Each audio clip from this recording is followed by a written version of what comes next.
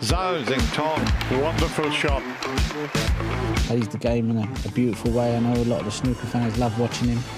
All the professional players love watching him. He's such an exciting player, such a beautiful player to watch. And he's in another semi-final. Everything is the best. Brick building, long pause, safety, and the reason is very good. And I love to watch him to play. He's into the semi-finals. What an occasion that's going to be. To have someone like Xintong playing snooker, it's just good for everybody, really. He'll definitely win 3-4 world titles, I would assume, in his career. What about that for a shot? Xintong's name reappeared inside the world's top 64 rankings this season, but not without controversy. Despite missing nearly the entire season due to a suspension, Zhao's ranking position has left fans and players alike questioning the system's logic. The confusion isn't just coming from the outside. Mark Allen, known for his sharp observations, found the situation hard to digest. His comments have brought renewed attention to what many believe is a flaw in the current ranking structure. As the snooker world reacts to Zhao's unexpected return, the debate around ranking fairness is once again front and centre. But before we talk about Xintong's incredible journey, let's rewind a bit. Back in 2022 and 2023, Zhao was hit with a 20-month ban from snooker. Why? Well, he was caught up in that massive Chinese betting scandal that rocked the sport. Zhao wasn't caught fixing matches himself, but he was linked to people who were, and he had placed some bets. The result was a long ban with a £7,500 fine and a lot of headlines. Let's rewind a bit to understand the mess. According to the WPBSA's usual rulebook, any player who's not in good standing with their national federation isn't allowed to play in their tournaments. It seems pretty straightforward, but Zhao's case isn't that simple. You see, while this WPBSA ban ended back in September last year, the Chinese Billiards and Snooker Association was still holding its own suspension until July this year. So technically, Zhao was still suspended in China, but the WPBSA allowed him to compete elsewhere. But fast forward to now, and Zhao made an epic comeback. After his ban ended in September, Zhao wasted no time getting back on the table. He dominated the amateur circuit, winning 4 Q-Tour events in a row, and even making 2 perfect 147 breaks. Safe to say, he was back with a vengeance. And what makes this comeback even crazier is how fast he's climbed back to the top. A few weeks ago, he was playing in the first round of qualifiers, not as a top pro, but as an invited amateur. Thanks to his performance on the Q-Tour, he earned a spot back on the Pro Tour with a 2-year card. Normally, that would mean starting from scratch with 0 ranking points. But here's where things get interesting. A little-known clause in the World Snooker Tour rulebook means that because Zhao did so well recently, he gets to keep the points he earned. And just like that, he's back in the top 64. And now Zhao made snooker history by becoming the first Chinese player to win the World Championship, sealing an 18-12 victory over Mark Williams in Sheffield. The 28-year-old walked into the final day with an 11-6 lead from the night before, and instead of letting the pressure get to him, he basically turned it into a one-man show. By the time the evening session started, he was sitting pretty at 17-8. That's what you call putting one hand on the trophy. But the crowd wasn't ready to pack up yet. Williams, a 3-time world champion and now the oldest finalist in Crucible history, wasn't done.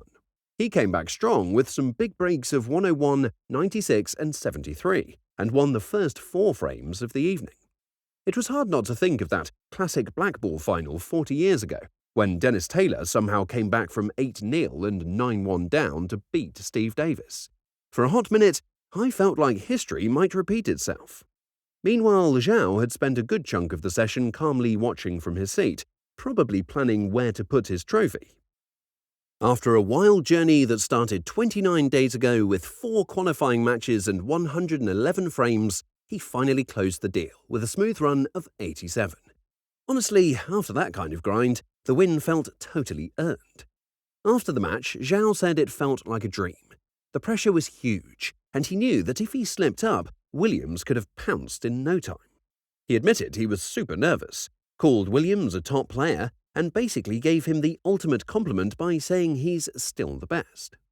Now with a £500,000 prize in his pocket and a boost to 11th in the world rankings, Zhao is officially back on the professional tour next season. Not bad for someone who entered as an amateur.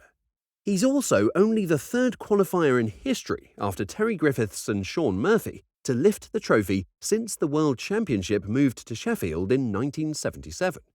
The situation with Zhao Xintong has certainly stirred up some controversy among players, especially with the way his ranking points are being handled.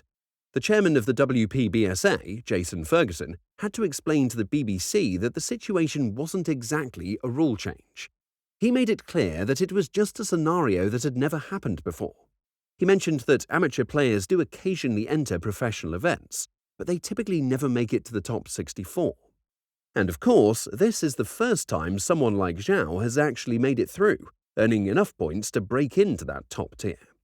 But this explanation hasn't settled everything. Mark Allen, who's currently ranked 10th, wasn't having any of it.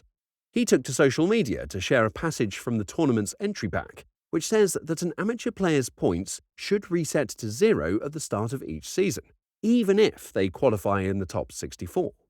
According to the entry pack, Zhao should have been starting from scratch, with no points carried over from his World Championship run.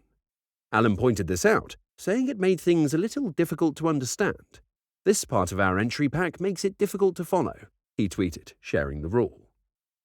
Allen's issue wasn't with Zhao himself, but with the fact that the rules seemed to be getting adjusted just to fit the situation. He even said, "Change the rule for next season if you like, but everyone entered knowing what the rules were, and now the goalposts have moved." Right now, Zach Surety is the player who could lose his spot in the top 64, but he's not too worried about it because his pro status is safe for now, since he's only completed 1 year of his 2-year card.